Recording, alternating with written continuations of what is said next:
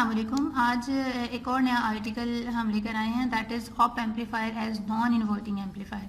पहले हम लोगों ने पढ़ा था op amplifier as an inverting amplifier. अब नॉन इन्वर्टिंग का मतलब ये है कि हम जो अपना वोल्टेज देंगे वो हम नॉन इन्वर्टिंग टर्मिनल पर देंगे, और नॉन इन्वर्टिंग टर्मिनल पर जो हम वोल्टेज देंगे उससे जो आउटपुट हमें मिलेगा वो एम्पलीफाइड तो होगा, मगर उसमें करंट हमें करंट ही के तौर पर मिलेगा और जो ट्रफ है वो ट्रफ ही के तौर पर मिलेगा। फेज रिवर्सल जो है वो ज़ीरो होगी, फेज का रिवर्स नहीं होगा, फेज का शिफ्ट नहीं होगा।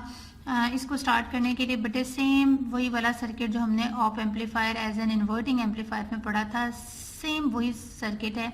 सिर्फ और सिर्फ दो चेंजेस करनी है कि हमने इस इन्वर्टिंग एम्पलीफायर को ग्राउंड कर देना है, इन्वर्टिंग टर्मिनल को ग्राउंड कर देना है, और जो नॉन इन्वर्टिंग टर्मिनल है इस पर हमने अपना इनपुट वोल्टेज देना है। बाकी सारा का सारा सर्किट सेम है। यहाँ से I1 का करंट फ्लो कर रहा था, यहाँ पर I2 का करंट फ्लो कर रहा था, ठीक है। अब यहाँ पर भी वर्चुअली ग्राउंड का कॉन्सेप्ट लेकर आना है। तो हाई ओपन लूप गेन के लिए कंडीशन क्या होनी चाहिए कि V प्लस को अप्रॉक्सीमेटली इक्वल होना चाहिए V माइनस के, ठीक है।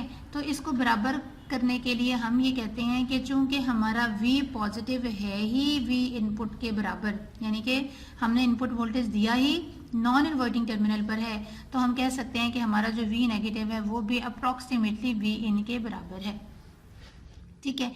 इसको अब शुरू करते हैं। केवीएल इक्वेशन बिल्कुल सिमिलरली वैसे ही अप्लाई करूंगी जैसे मैंने पिछले आर्टिकल में की थी। यहाँ से स्टार्ट कर लेंगे 0 वोल्ट से, तो दिस इज 0 माइनस, यहाँ पर वोल्टेज का ड्रॉप बनेगा I1 R1, उसके बाद माइनस V नेगेटिव बराबर है 0। अगर आपको नज़र आ रहा हो तो आप गौर से चेक कर लें। 0 माइनस I1 R1 माइनस ये जो पोटेंशियल ड्रॉप है यहाँ पर ये है V नेगेटिव और यहाँ पर है V पॉजिटिव, तो ये आ जाएगा 0 minus I1 R1 minus V negative बराबर है 0। यहाँ से हमने I1 R1 निकालना है, तो दिस इज, ये तो 0 है, ये इधर चला जाएगा तो V नेगेटिव पॉजिटिव आ जाएगा।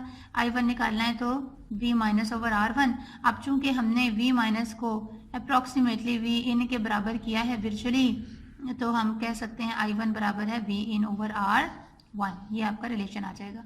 अब हम चलते हैं सेकेंड वाले लूप पर। यहाँ से V negative minus I2 R2 minus ये वाला जो वैल्यू है ये इसके साथ अटैच है, तो ये V नॉट पॉजिटिव है, ठीक है। तो ये V नॉट सॉरी नेगेटिव आ गया, सो ये बन जाएगा V negative minus I2 R2 minus V not बराबर है 0।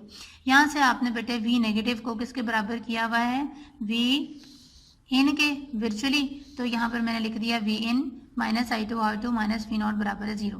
इसको आप I2 के लिए सॉल्व करेंगे तो ये आपको दे देगा V in minus V not over R2। तो ये आपने अप्लाई कर दिया KVL इक्वेशन। अब हम अप्लाई करेंगे KCL यानी कि किरचॉफ्स करंट लॉ। वो ये कहता है इस जंक्शन की तरफ आने वाले करंट्स इस जंक्शन से जाने वाले करंट्स के बराबर हैं, यानी कि I1 should be equal to I2। अब I1 और I2 की बॉक्सेस की वैल्यूज उठाकर मैंने यहाँ डाली, मेरे पास ये आ गया। अब ये I2 बेटे इस V इन के नीचे भी तकसीम होगा और इस V नॉट के नीचे भी तकसीम होगा, तो V in over R1 is equal to V in over R2 minus V not over R2। ये V इन है, ये भी V इन है, इनपुट वोल्टेजेस हैं, इनको उठाकर मैंने इकट्ठा कर लिया। V इन ओवर R1 यहाँ पर माइनस आ जाएगा, V इन ओवर R2 बराबर है minus V not over R2। अब चूंकि इक्वेशन के इस साइड पर नेगेटिव आ रहा है, मैं इस नेगेटिव को ख़त्म करना चाह रही हूँ, तो मैंने इस इक्वेशन में से माइनस V इन कॉमन ले लिया, अंदर आ जाएगा 1 over R1 plus 1 over R2 is equal to minus V not over R2। Minus minus से कैंसिल हो गया। अब हमें गेन मालूम करना है, तो आउटपुट वोल्टेज के नीचे इनपुट वोल्टेज आना चाहिए। मैंने इस इनपुट वोल्टेज को उठाकर इसके नीचे किया और इस R2 को उठाकर यहाँ पर ले आई, यानी कि R2 1 over R1 plus 1 over R2 बराबर है V नॉट ओवर V इन आ जाएगा। अब V not over V input जो है ये दैट इज गेन, ये R2 इसके ऊपर भी तकसीम होगा, ये R2 इधर भी तकसीम होगा, तो ये कैलकुलेट कर कर आपको दे देगा 1 प्लस R2 ओवर R1। तो this is the gain of non inverting amplifier. आप गौर करें तो इसमें कहीं भी नेगेटिव का साइन नहीं है, तो नेगेटिव का साइन इसलिए नहीं है क्योंकि आपको जो आउटपुट पर वोल्टेज मिलेगा वो बिल्कुल इनपुट जैसा होगा, इनपुट के फेज जैसा होगा, क्रस्ट के तौर पर मिलेगा, ट्रफ के तौर पर मिलेगा।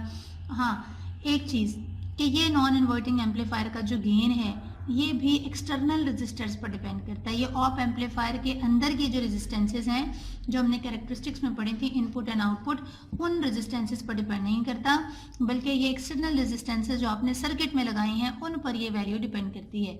गेन की वैल्यू जितनी ज़्यादा होगी इसका मतलब कि आपका एम्पलीफायर उतने गुना जो इनपुट वोल्टेज है या इनपुट सिग्नल है उसको एम्पलीफाई कर देगा, उसको बढ़ा कर देगा। Hopefully you understand the article. अल्लाह हाफिज़।